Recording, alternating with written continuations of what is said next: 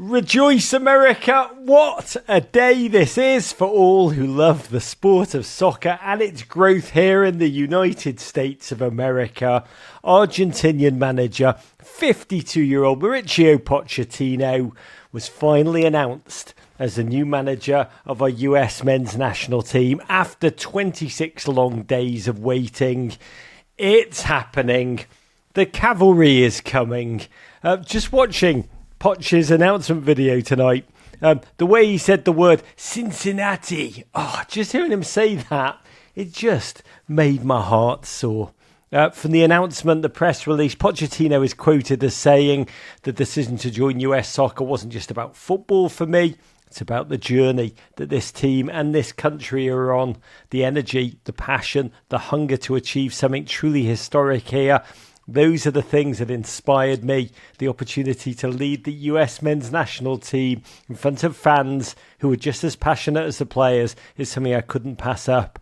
I see a group of players full of talent and potential, and together we're going to build something special that the whole nation can be proud of. Godspeed. A simple message. None of the we're going to show the world that America can. We're going to show America that the nation love. None of that. It's just about football, making the best of what we've got with Poch at the helm. He rides with us. Simply put, he's the most accomplished and globally respected club coach that US soccer have ever hired. He had options. We wanted him. He chose us. GFOP at Wayland Mike says, dude looks just like the Argentinian version of Carl Chandler from Friday Night Lights. Ojos claros y corazones llenos no pueden perder. I think that's clear eyes, full heart, please God, can't lose. Yes. We got ourselves Pampas Eric Taylor. And he's chosen to become manager of the men's national team. So who is he? Well, my first answer would be he's a really bloody good human being. At his best, when Poch is set up to succeed, he's a charismatic coaching mind, a man motivating master craftsman with a black belt in empathy who builds his projects really around passion. In his playing days, he was a long-haired centre-back, a bloke annoyingly impossible to win a header against. But as a coach, at his peak, he took a young Tottenham squad in, at times, an almost alchemic way and turned them into a team that believed they were Premier League contenders and Champions League finalists. He's since had his lumps. He won the league with PSG for what that was worth, but he was also chewed up by the politics of the process. Then the season at Chelsea, whom under conditions of, let's be honest, singular chaos and surreal madness, he turned them round. He led them to an end of season surge, finding a way through the most singular turbulence imaginable. And there's no doubt that experience ground him down. I spent some time with Poch at Chelsea last year, and it was honestly hard to watch him operate without the natural joy, the exuberance, and crucially, the control that I'd seen him exert at Tottenham, where he was really a force of nature who enabled fans to dream. He's magic, you know. He was a detail obsessive at Spurs. He was famous for making his young players, and it was a really young squad. He decided they all needed to shake the hands of everyone that they encountered in the training ground for the first time, from fellow players all the way through to the receptionists, the coaches, the ground staff, the whole place. Honestly, if you spent time there, it was just an incredible hive of activity to witness, just like high fives popping all over the place, just perpetual handshakes as everyone kept dapping each other up. And honestly, you could listen to it and it felt like the sound of collective wonder and cohesion. And don't get me started on Poch's lemons. Mauricio is famously a deeply superstitious man. He believes in energy, and he famously likes to keep a bowl of lemons in his office. Stay with me here. Poch likes to watch them go from green to yellow. He loves the energy. As a reminder that projects take time to ripen. In this conversation, I'll talk a little bit more about who Poch is, the arc of his career, his footballing philosophy, and why he's taken this unusual step as a member of the European-based coaching elite, a gentleman who had options in the club game, why he's chosen to leap into the international fray. And with the United States, of all the teams around the world in this moment of time, to be clear, there's still a number of unknowns about this hire, a number of challenges, and I'll get to them in a moment. But you need to know this. No coaching hire is perfect. None of them are a given. Everyone, think about them like a donor organ, a transplant that can either be welcomed or rejected by the host body, and you never know until it's done. There's no such thing as a slam dunk in football, in coaching. So straight up top, I'll say that the one big knock on Poch is this. It's that he's never coached an international team before, which is so different to the rhythm, the regularity and the total control of club football, which we will discuss. But let me break this down in some depth. And first of all, let's measure Pochettino up to the original mission statement set out by US Soccer's technical director, Matt Crocker, when he began the search to be America's next top international manager. By the way, God bless Matt Crocker. Under conditions of quite hysterical pressure, he went out and he pulled out first Emma Hayes, Olympic gold-winning Emma Hayes, and now Mauricio Pochettino. Hayes and Pochettino. That is some double act. And Crocker knows Pochettino. They both worked together at Southampton briefly when Matt Crocker was finishing running the club's academy, and Pochettino was just beginning in English football as first-team manager in 2013. So he was so raw. He got away for some time pretending he didn't speak English to the English media, which is actually a baller move. But to leverage that relationship and have Poch and Emma lead our teams is incredible work. It's a true coup.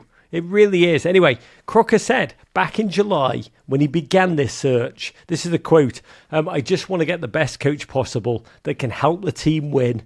And whether they're from the United States or elsewhere, they've got to fit the profile, which is a serial winning coach. Somebody that can continue to develop this potential group of players. Somebody that's got a huge interest and a passion for player development. So let's go through this list.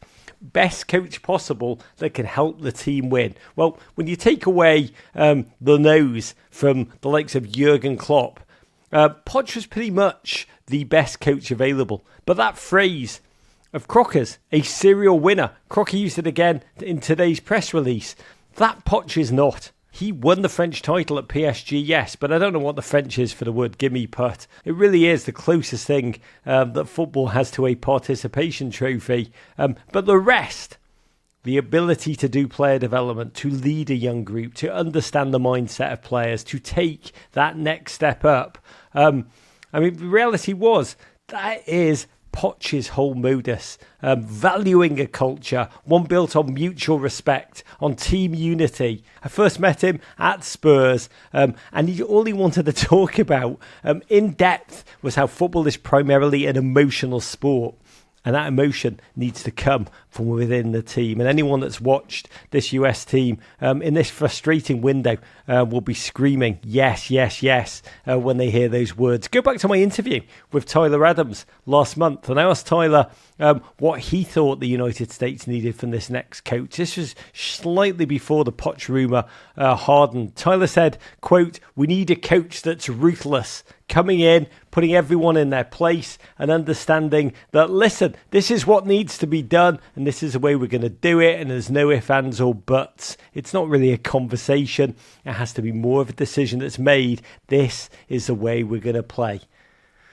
2 weeks ago, Fulham and US left-back Anthony Robinson came on our show.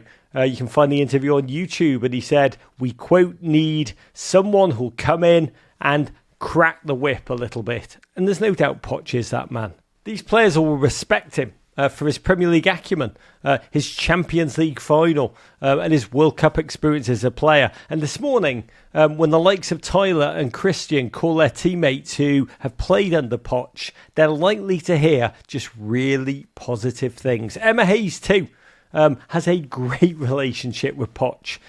She was a Tottenham Hotspur season ticket holder and has talked about how much she loved watching the Harry Kane and Son Heung-min wonder. And the players will also hear that Poch he'll make them suffer. Pochettino teams are based on the tactics and philosophy of Mauricio's own mentor, the quite enigmatic, singular tactical obsessive Marcelo Bielsa. He of the bucket on the sideline. He of training his players meticulously, exhaustively, so they could play just an all-in, buccaneering, pressing game, working so hard for one another, hard running, fighting spirit.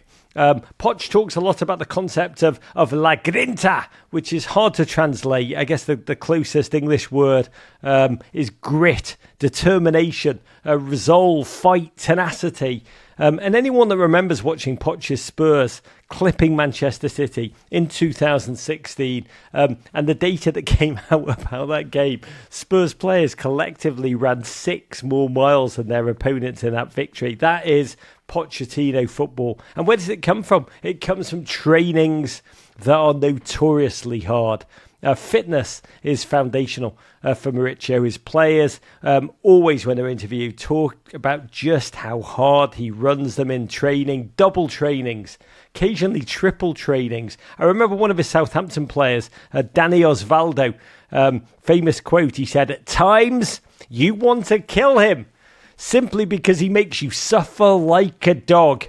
But in the end, you get the right results." One of Foch's favourite methods is the gas-on test, an interval run that begins with covering 125 metres in 45 seconds. You rest for 15 seconds and then add on an extra 6.25 metres every single round until you drop. That is the essence of the personality that he's trying to convey into his team. The standards he wants them to understand. The standards he needs them. He demands that they understand. Ultimately, that to suffer collectively is the only way to win. And think about that for our team, our boys, our young talents. There is no doubt we have fine individual talents. We have not yet peaked anywhere close to peaking with an idea of football that brings the best out of their collectivity. In this moment, in which they've all been charged in defeat with being complacent, of being, according to Jesse Marsh, Canada's manager now, who just beat them by a score he predicted, 2-1, soft. Now, let's be honest, we need this new energy, this new philosophy, this discipline, this fight. This idea of football, we need it so very badly. So, which players are going to thrive under Pochettino?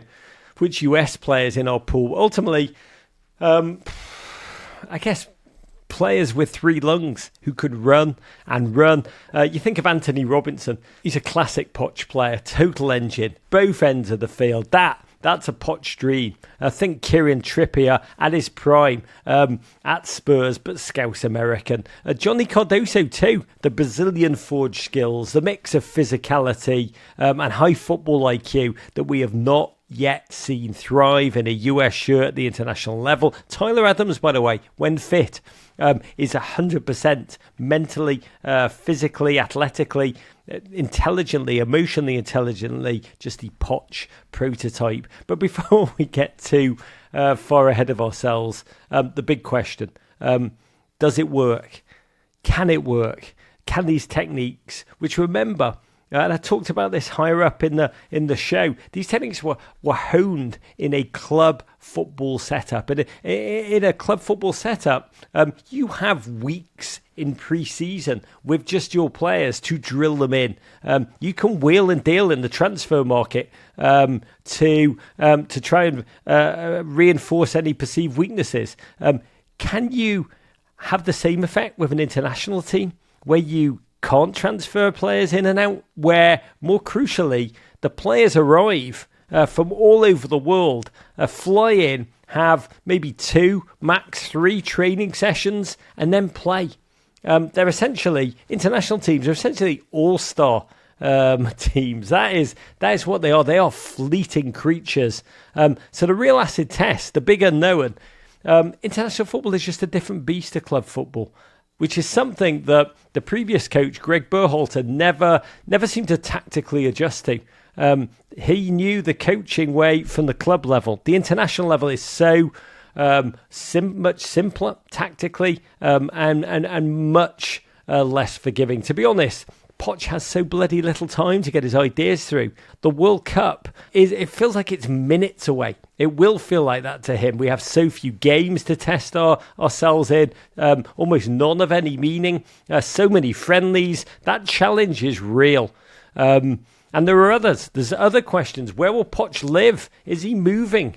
Where will he be based? Remember, the first Greg Berhalter hire, living in Chicago, where US Soccer was based, Atlanta now, I guess, was a prerequisite. Is it still? Will Poch leave Europe? He's based in Spain, Barcelona, spends a lot of time in London. Now, Poch could make the case, I actually believe in this, that now most of the US players are in Europe. And so he should be in Europe. He should be constantly around them, watching them, talking to them, meeting with them. But that would make him the first US men's national team coach not to live in the United States. And there's a knock-on effect to this, because part of the US job historically has been both the coaching, but also being a spokesperson. It's almost been two jobs: a booster, being the face of the team, being a barker for the growth of the game, and to gee up the widest possible audience in the United States of America. Being visible is so bloody key, or has been key, to the coaching job. And if Poch stays in Europe, I mean, who's going to go on the Today Show couch? Who's going to go on Colbert? Who's going to be the face of this team in the United States with a World Cup coming to these shores? A not insignificant point, I love this, Mauricio Pochettino is a polyglot. His first language is Spanish. This is a huge moment for the Spanish language fan base in this nation. This is enormous, to have a manager of the United States team who can speak fluently and naturally to the vast potential Hispanic American audience with deep footballing tactical intelligence. This is a massive win for US soccer. But here's a connected question. Does Poch have an American connection for his coaching staff? How will he fill it out? Who'll be watching MLS here for him? Will there be a designated hire who's the bridge between Poch and his omnipresent and quite brilliant number two, Jesus Perez, and the American mindset of the players, as well as the unique idiosyncrasies of CONCACAF, which is, as we all know, a parallel universe, the Star Wars cantina of international football. By the way, Jurgen Klinsmann never really got this. That's why I'm bringing it up.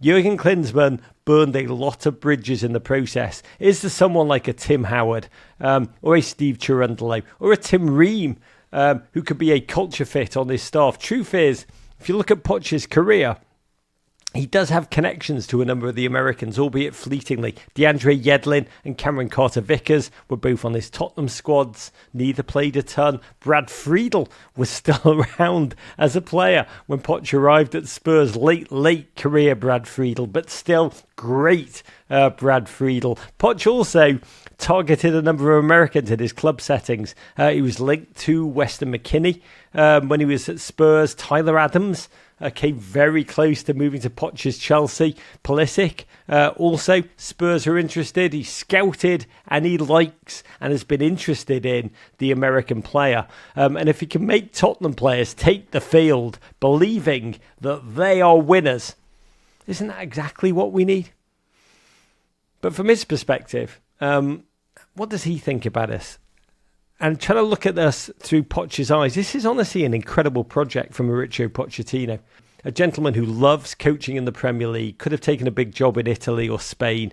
Honest truth is, there's so few options available to him. In England now, Ten Hag is for the moment safe at Manchester United. Poch couldn't coach at Liverpool or Arsenal. He's done Spurs and Chelsea. Where is there to go that could be better, in his mind, than to lead a team into a World Cup representing a host nation, a massive nation at this crucial time in their growth as a footballing reality? This is a joy. This joy is just a wonder compared to, say, taking the England job, which Poch was also linked to, which means being a football manager and inevitably having the crap kicked out of you by the tabloid media. In comparison, taking the US job, it's just a giddy delight. Remember, this is almost a no-lose for Mauricio Pochettino. He's inheriting an American team that were just grouped in the Copa. Historically, the first ever host nation to fail to get out of their group stage. So he's picking our men up, rock bottom really, and he can give it a go. To be the face of the nation commercially in this moment is an enormous financial opportunity. The number of brand deals that will be available to Mauricio in the next 600 whatever days, I mean, that would make you want to take the job in its own right, especially if he takes our boys into the knockout round of the World Cup, gives us a national moment of men's footballing pride. Just think, dude will never have to pay for his own beer in this town again. So let me tell you for one moment what Poch is not. He's not Emma Hayes, the US women's national team manager, the pride in North London. He doesn't have that same American narrative in his biography that allows him to make such emotional narratives as Emma's, where she says, America made me. Indeed, what he's not going to do, I don't think, is make, or I'd be surprised in his press conferences if he makes any bold claims about what his mission is with this US team. There will be no talk about making the world fear American soccer, make America fall in love with football, make the world hear the rumble of America coming. He's just going to do this. He's just going to try and win by all means necessary, because he's a man that knows at the end of the day, all that matters are results. To be clear, that doesn't matter to me, because the most American thing of all in life and in sports, and please God, in football, in soccer, the most American thing is winning. One other detail of which more information needs to be known. How is this being paid for? In the press release, we learned that Pochettino's appointment was made possible by the funding, quote, in significant part by a philanthropic leadership gift from Kenneth C. Griffin. He's the founder and CEO of Citadel, a hedge fund billionaire. Also a significant backer of the Republican Party. There's another hedge fund gent, Scott Goodwin, who's named, along with, quote, several commercial partners. And you think about it, Poch would have earned around $10 million, give or take, a year at Chelsea. Greg Berhalter, we know from the annual reports, made about, give or take, 1.6 million annually. So these unorthodox steps to close that gap, of which information is currently scant, will become a real talking point. But we have to wait now till Thursday. Mauricio Pochettino will pull on a US soccer tracksuit, will be introduced at a US soccer press conference, and will lead the US soccer team.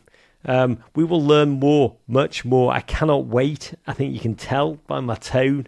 I'm excited. I hope you are too. I'd love you to tell me in the comments how you feel, or email me at meninblazers@gmail.com. To me, I'm like, bring it on. Suddenly, I'm like, I can't wait for the Gold Cup. Poch's US boys lining up against Wisconsin Littlefinger, Jesse Marsh's drone-loving Canadians, facing Steve McLaren and his sunburn on the Jamaican sideline, and Javier Aguirre and that redemption-seeking Mexico. Get that popcorn ready, right? And of course, World Cup 2026 is now just 639 days away, but who's counting? That's honestly the blink of an eye for a culture builder like Poch, who knows that he has so few meaningful games to culture build in. Again, tell me what you think in the comments. I'd love to hear your thoughts, your questions, your feelings in this incredible moment. I love it. I can't wait for our boys to come together again under Poch. We play Mexico, October 15th, counting down the days. The bad news, no country's ever won a World Cup with a manager who's not from their own nation. So let's just raise a glass to shattering that stat, right? Because that stat can be the only thing that's holding us back, right? Let's worry about that later. For now, honestly, it feels so joyous to feel so optimistic again about the US men's national team, to feel a sense of possibility. Can Poch do what Emma Hayes has for our US women? We have to wait and see. Let's pray that, like Wu-Tang, Poch is for the children. Go, go USA, and courage.